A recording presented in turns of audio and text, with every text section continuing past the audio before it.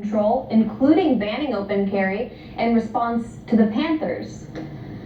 That is very true. The Mulford Act, which was opposed by the Black Panther Party under the leadership of Huey P. Newton in 1967, Ronald Reagan tried to restrict open carry, did restrict open carry in California in specific response to the Black Panther Party. So it'll be very interesting what America does now, because of all of the killings and shootings around the country. They've been staunch against having any gun control.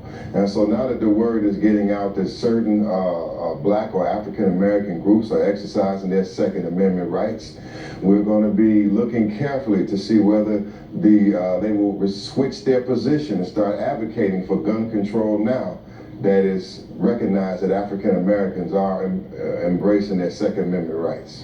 Let's talk about the Second Amendment rights. We just witnessed the police killing of Philando Castile in Minnesota, who was reportedly killed for having a gun he was carrying legally. Who do gun laws apply to in this country? Obviously, Dred Scott is still in effect. Dred Scott, the famous case in the mid-1800s, teaches us that a black man or black citizen has no rights that a white person is duty-bound to respect, as that famous decision laid out.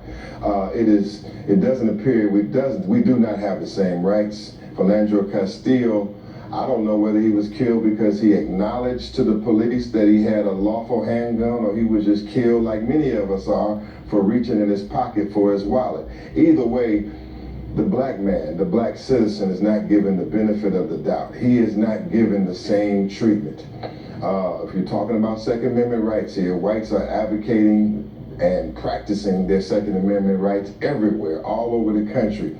They're exercising them, but it seems that if they even hear that a black man has a gun, even heard that he had a gun somewhere, he is not given the benefit of the doubt, and he is attacked viciously. Another example of another double standard here in America. And we have about 90 seconds left, but I want to ask you, we've seen, as I said, just the killing of Philando Castile, Alton Sterling, and a revival in this country around not just Black Lives Matter, but the energy and the pressure of wanting real change when it comes to police use of violence. What do you think the national strategy should be going forward in terms of getting real change? I say the national grassroots strategy should be straight ahead. All of the grassroots groups, the Black Lives Matter groups, the Black Lawyers for Justice, the attorneys, straight ahead. All of these groups, they're going to be at Perk Plaza in Cleveland, ahead of Donald Trump, Saturday the 16th at Perk Plaza, because whether Mr. Obama or the Congress or the mayors and senators and governors can act, the people must act to bring about change. So the grassroots activists, the lawyers, the activists, and the revolutionaries, they must press straight ahead by all means. And that's why we'll be in Cleveland starting tomorrow at the Convention of the Oppressed, because we can't take it anymore. Black lives do matter. All right, Malik Shabazz, National President of Black Lawyers for Justice, thank you for your time.